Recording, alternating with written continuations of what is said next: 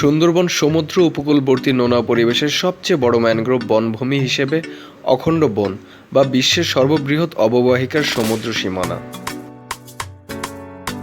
এই বনভূমি গঙ্গা ও ব্রহ্মপুত্রের মোহনায় অবস্থিত এবং বাংলাদেশ ও ভারতের পশ্চিমবঙ্গ জুড়ে বিস্তৃত। 10,000 বর্গ কিলোমিটার জুড়ে গড়ে ওঠা সুন্দরবনের 6,017 বর্গ কিলোমিটার রয়েছে বাংলাদেশে। সুন্দরবন 1997 সালে ইউনেস্কো বিশ্ব ঐতিহ্যবাহী স্থান হিসেবে স্বীকৃতি পায়।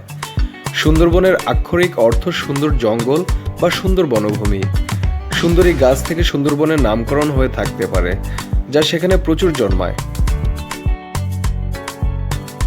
অন্যান্য সম্ভাব্য ব্যাখ্যা এরকম হতে পারে যে এর নামকরণ হয়তো হয়েছে সমুদ্র বন বা চন্দ্র বান্ধে থেকে। তবে সাধারণভাবে ধরে নেওয়া হয় যে সুন্দরী গাছ থেকেই সুন্দরবনের নামকরণ করা হয়েছে। অষ্টাদশ শতাব্দীর শুরুতে সুন্দরবনের আয়তন বর্তমানের প্রায় দ্বিগুণ ছিল। বনের উপর মানুষের অধিক চাপ ক্রমান্বয়ে এর আয়তন সংকুচিত করেছে। 1828 সালে ব্রিটিশ সরকার সুন্দরবনের স্বত্বাধিকার অর্জন করে। 1878 সালে সমগ্র সুন্দরবন এলাকাকে সংরক্ষিত বন হিসাবে ঘোষণা করা হয়।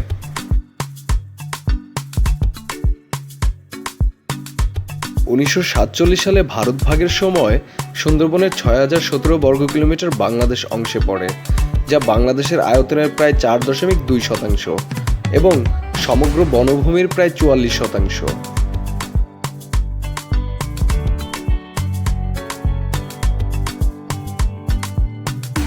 গাঢ় সবুজ রঙের সুন্দরবন, যার উত্তর দিকে ঘিরে আছে হালকা সবুজ রঙের কৃষি জমি, তামাটে রঙের দেখা শহর এবং নদীগুলো নীল রঙের।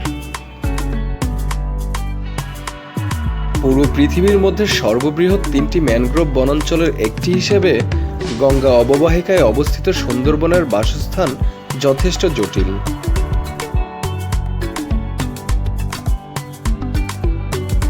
দুই প্রতিবেশী দেশ বাংলাদেশ এবং ভারত জুড়ে বিস্তৃত সুন্দরবনের বৃহত্তম অংশটি বাংলাদেশের দক্ষিণ পশ্চিম দিকে অবস্থিত।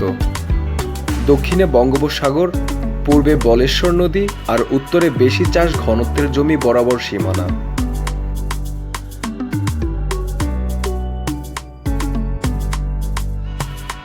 উঁচু এলাকায় নদীর প্রধান শাখাগুলো ছাড়া অন্যান্য জলধারাগুলো সর্বত্রই বেড়িবাঁধ ও নিচু জমি দ্বারা বহুলাংশে বাধাপ্রাপ্ত।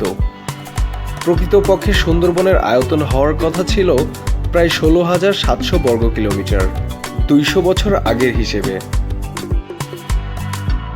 কমতে কমতে এর বর্তমান আয়তন হয়েছে পূর্বের প্রায় 1/3 সমান। বর্তমানে মোট ভূমির আয়তন 4,143 বর্গ কিলোমিটার এবং নদী ও খাড়ি খালসহ বাকি জলধারার আয়তন 1,874 বর্গ কিলোমিটার। সুন্দরবনের নদীগুলো নোনা পানি ও মিঠা পানির মিলনস্থান। সুতরাং গঙ্গা থেকে আসা নদীর মিঠা পানি বঙ্গোপসাগরে নোনা পানি হয়ে ওঠার মধ্যবর্তী স্থান হলো এই এলাকাটি। এটি সাতক্ষীরা, খুলনা, বাগেরহাট, পটুয়াখালী অঞ্চল জুড়ে রয়েছে। বাংলাদেশের দক্ষিণ পশ্চিম অঞ্চলে সুন্দরবন অবস্থিত। সুন্দরবনের প্রধান বনজ বৈচিত্র্যের মধ্যে রয়েছে প্রচুর পরিমাণে সুন্দরী, গেওয়া, গরান এবং কেওড়া। 1903 সালে প্রকাশিত প্রেনের হিসেব মতে সর্বমোট 245টি শ্রেণী এবং 334টি প্রজাতির উদ্ভিদ রয়েছে সেখানে। প্রেনের প্রতিবেদনের পর সেখানে বিভিন্ন ম্যানগ্রোভ প্রজাতি ও তাদের শ্রেণীকরণের উল্লেখযোগ্য পরিবর্তন হয়ে গিয়েছে।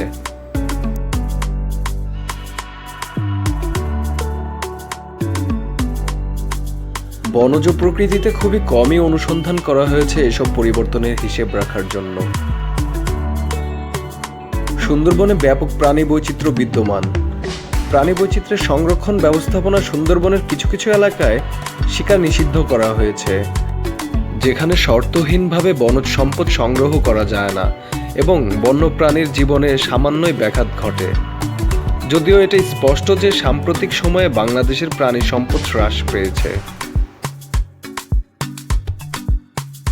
তারপরও সুন্দরবন বেশ অনেকগুলি প্রাণী প্রজাতি ও তাদের সাথে সম্পর্কিত অন্যান্য প্রজাতিদের টিকিয়ে রেখেছে। এদের মধ্যে বাঘ ও শুশুককে প্রাধান্য দিয়ে পরিকল্পনা করা হচ্ছে প্রাণী বৈচিত্র্য সংরক্ষণ ব্যবস্থাপনা ও পর্যটন উন্নয়নের।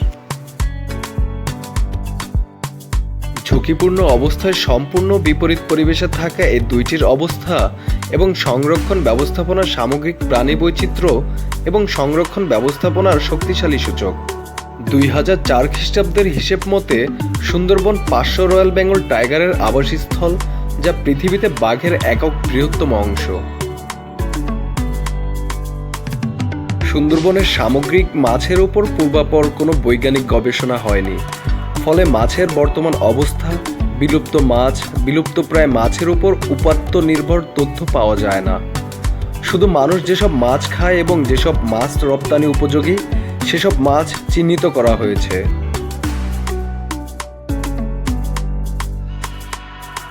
ধারণা করা হয় সুন্দরবনে শিরদাঁড়াওয়ালা মাছ রয়েছে প্রায় 300 প্রজাতির। সাইডেন স্টিকার ও হায়ের মতে এর মধ্যে বাণিজ্যিক মাছ 120 প্রজাতির।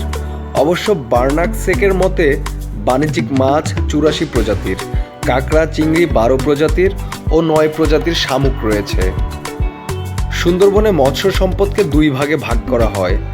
সব মাছ মিলিয়ে হয় সাদা মাছ, বাকিরা বাগদা, গলদা, কাঁকড়া।